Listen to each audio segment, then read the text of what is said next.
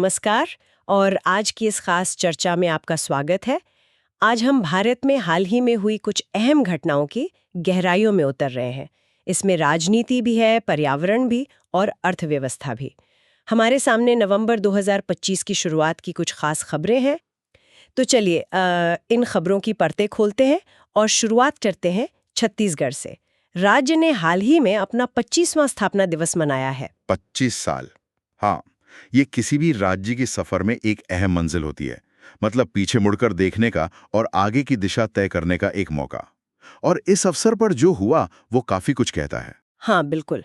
प्रधानमंत्री मोदी नवा रायपुर में थे और उन्होंने कई बड़ी परियोजनाओं की कह सकते हैं नींव रखी या उद्घाटन किया। इनमें सबसे ज्यादा चर्चा शायद उस नए विधानसभा भवन की है। कहा जा रहा है कि वो पूरी तरह से आधुनिक तकनीक और हरित समाधानों मतलब इको फ्रेंडली होगा। कुल मिलाकर देखें तो लगभग 14,260 करोड़ रुपए की योजनाएं हैं। 14,000 करोड़ से ज्यादा, ये आंकड़ा अपने आप में काफी बड़ा है। ये दिखाता है कि राज्य के विकास के अगले चरण के लिए बड़े पैमाने पर निवेश पर जोर है। लेकिन सिर्फ रकम ही नहीं, ये भी देखना जरूरी है कि परियोजनाएं हैं किस तरह की। एक तरफ तो ये मॉडर्न विधानसभा भवन, हाँ, जो भविष्य के शासन का प्रतीक है, और दूसरी तरफ कुछ और भी चीजें हुई जो दिलचस्प हैं। जैसे ब्रह्मा कुमारी इसका शांति शिखर, उसका उद्घाटन हुआ, और पूर्व प्रधानमंत्री अटल बिहारी वाजपेयी जी की प्रतिमा का भी अनावरण हुआ। अच्छा। प्रधानमंत्री ने भी अपने भाषण में कहा कि ये नया भवन सिर्फ इमारत नहीं है बल्कि छत्तीसगढ़ की सांस्कृतिक पहचान का प्रतीक है, और इसी में मतलब भविष्य के लोकतांत्रिक और समावेशी भारत की दृष्टि है। और हाँ, सड़क, ऊर्जा, उद्योग जैसे बुनियादी ढांचे से जुड़े कई और प्रोजेक्ट्स भी इसमें शामिल हैं। यहाँ एक तरह का तालमेल दिखता है आधुनिकता और संस्कृति के बीच। नया विधानसभा भवन जहां तकनीकी प्रगति और बेहतर गवर्नेंस की बात करता है, वहीं ये सांस्कृतिक और आध्यात्मिक केंद्र राज्य की पहचान और मूल्यों को भी सामने रखते हैं। तो ये सिर्फ ईंट पत्थर की इमारतें नहीं हैं, ये भविष्य के लिए एक नैरेटिव, एक कहानी गढ़ने की कोशिश भी है। सही कहा। लेकिन हाँ, एक बात जरूर है, इतने बड़े पैमाने पर घोषणाओं के बाद असली चुनौती होती है इनका समय पर और असरदार तरीके से लागू होना। बिल्कुल। घोषणाएं और जमीनी हकीकत में कई बार फासला रह जाता है। हाँ, वो हमेशा एक चिंता रहती है। चलिए अब छत्तीसगढ़ से आगे बढ़ते हैं और पर्यावरण से जुड़े कुछ जरूरी मुद्दों पर आते हैं। और शुरुआत दिल्ली से करते हैं, जहां सर्दियां आते ही हवा की गुणवत्ता एक बहुत बड़ी मतलब चिंता बन जाती है। हाँ, दिल्ली और आसपास के इलाकों में सर्दियों में वायु प्रदूषण की समस्या तो पिछले कई सालों से बहुत ही गंभीर है। ये एक जटिल मुद्दा है जिसके कई कारण हैं। आप पराली ले लीजिए, वाहनों का धुआं, इंडस्ट्रीज, कंस्ट्रक्शन, और फिर मौसम की अपनी भूमिका तो है ही। और सरकारें हर साल कुछ ना कुछ कदम उठाती भी हैं। उठाती हैं, लेकिन स्थिति अब भी चिंताजनक ही बनी रहती है। और इसी चिंता को देखते हुए इस साल दिल्ली सरकार ने काफी कह सकते हैं सख्त फैसला लिया है।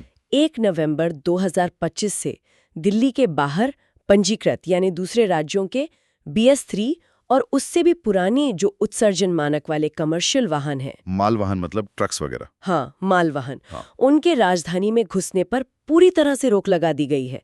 BS3 मतलब वो गाड़ियां जो प्रदूषण नियंत्रण के पुराने कम सख्त मानकों पर चलती हैं। ये एक बड़ा कदम है, इसमें कोई शक नहीं।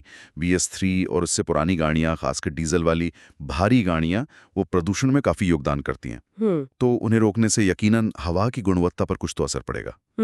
लेकिन इसका दूसरा पहलू भी है, अर्थव्यवस्था पर, सप्लाई चेन पर इसका क्या असर होगा। बिल्कुल। और ये पाबंदी कोई छोटे मोटी नहीं है। ये नियम अगले साल अक्टूबर तक यानी करीब करीब पूरे 1 साल के लिए लागू रहेगा।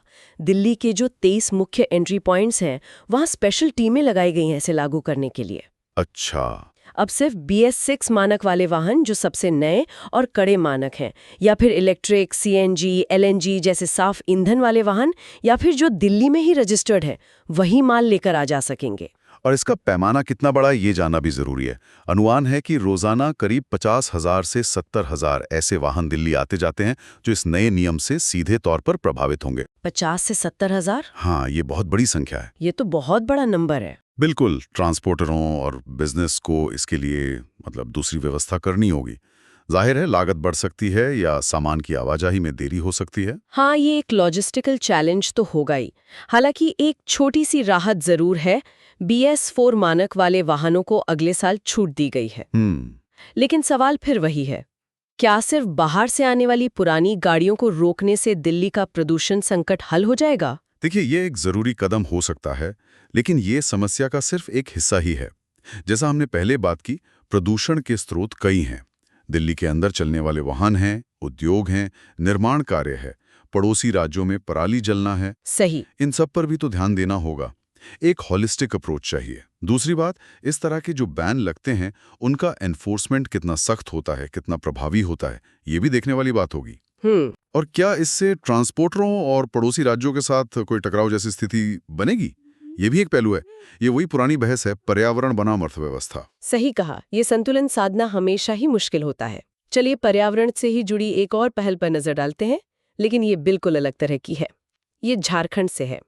यहाँ ISRO यानी हमारा भारतीय अंतरिक्ष अनुसंधान संगठन और झारखंड कोलफील्ड्स मिलकर एक नई तकनीक पर काम कर रहे हैं। हाँ, ये वाकई एक दिलचस्प और ज़रूरी पहल लगती है। कोयला खदानों में, खासकर पुरानी या बंद पड़ी खदानों में जमीन के नीचे आग सुलगते हैं ना, एक बहुत पुरानी और गंभीर समस्या है। हाँ, सुना है इसके बारे में। ये न सिर्फ पर्यावरण के लिए खतरनाक है क्योंकि जहरीली गैसें निकलती हैं, बल्कि जमीन धंसने और सुरक्षा के लिहाज से भी बड़ा जोखिम है। और इसी से निपटने के लिए ये देश का पहला ऐसा प्रोग्राम होगा जो आर्टिफिशियल इंटेलिजेंस यानी AI पर आधारित होगा। मकसद है कोयला खदानों में लगने वाली आग की निगरानी करना। और इसके लिए सैटेलाइट डेटा का इस्तेमाल होगा? हाँ, सैटेलाइट से मिलने वाले थर्मल सेंसर डेटा का इस्तेमाल होगा।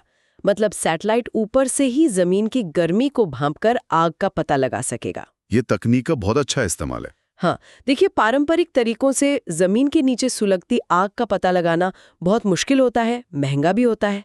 सैटेलाइट थर्मल इमेजिंग और AI का एनालिसिस, इससे न केवल आग वाले क्षेत्रों की सटीक पहचान हो पाएगी, बल्कि ये भी पता चलेगा कि आग कितनी फैली है, किधर बढ़ रही है।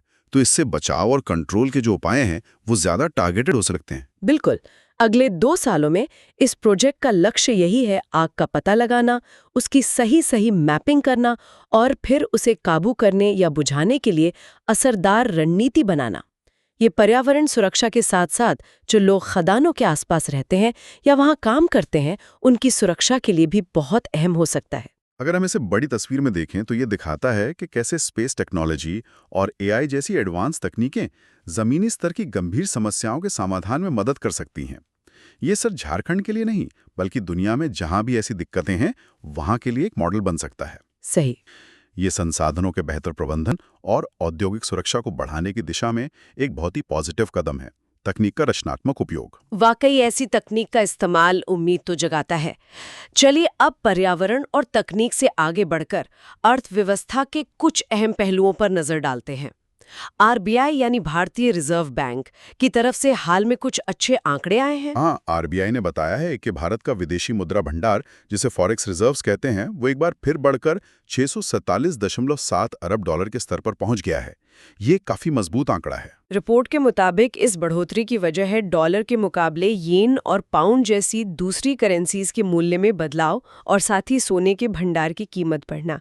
और दिलचस्प बात यह है कि सिर्फ 2025 में ही अब तक भंडार में करीब 53 अरब डॉलर की वृद्धि हुई है।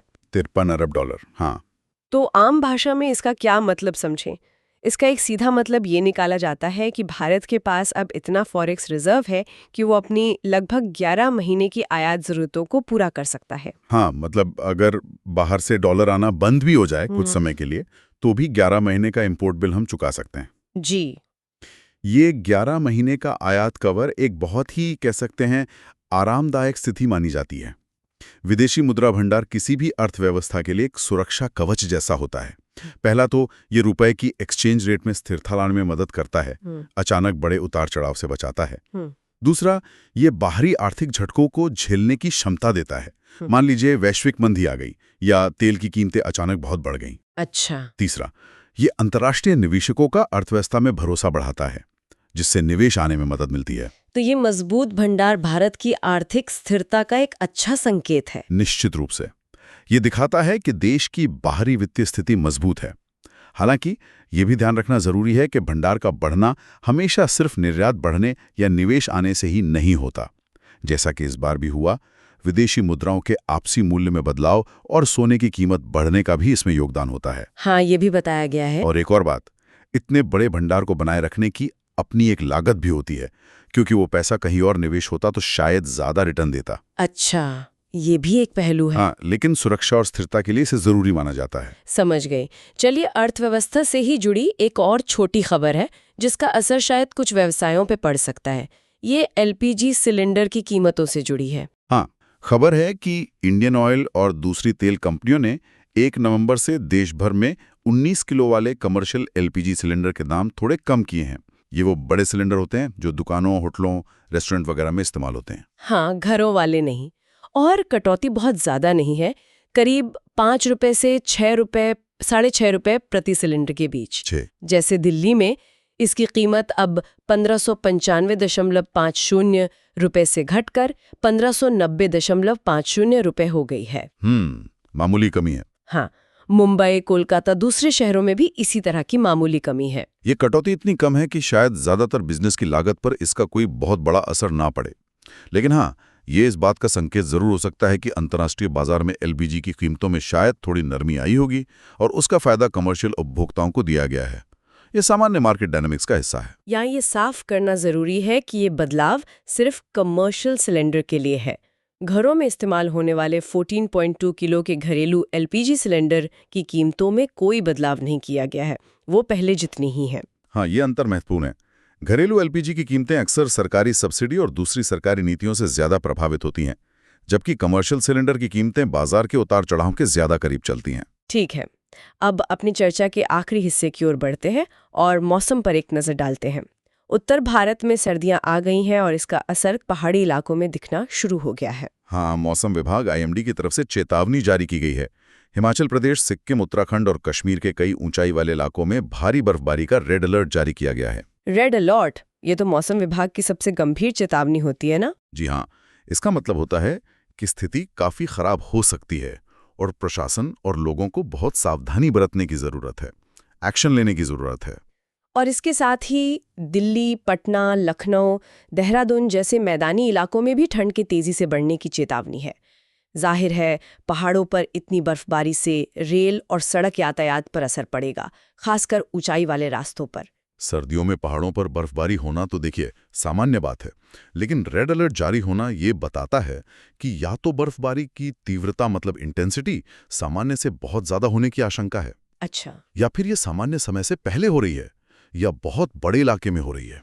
ये हमें सोचने पर मजबूर करता है। किस बारे में? कि क्या ये सिर्फ इस साल का कोई एक अलग सा मौसम का पैटर्न है या फिर ये उस बड़े ट्रेंड का हिस्सा है जिसे हम जलवायु परिवर्तन या क्लाइमेट चेंज कह रहे हैं। पिछले कुछ सालों में हम लगातार देख रहे हैं कि मौसम ज्यादा अप्रत्याशित, ज्यादा एक्सट्रीम होता जा रहा है। हाँ, ये तो है। कहीं बहुत ज्यादा बारिश, कहीं सूखा, कहीं भयानक गर्मी और कहीं इस तरह की असामान्य बर्फबारी। तो इस रेड अलर्ट को उस बड़े संदर्भ में भी देखने की जरूरत है। ऐसी जो चरम मौसमी घटनाएं हैं, उनके लिए हमारी तैयारी और उनसे निपटने की हमारी क्षमता, ये एक बड़ी चुनौती बनती जा रही है। ये वाकई एक गंभीर चिंता का विषय है। तो आज की इस पूरी चर्चा में हमने कई अलग-अलग लेकिन बहुत अहम विषयों को छुआ। तो इसी सवाल के साथ आज की चर्चा समाप्त करते हैं। अगली बार फिर मिलेंगे कुछ और नई जानकारियों और विश्लेषण के साथ।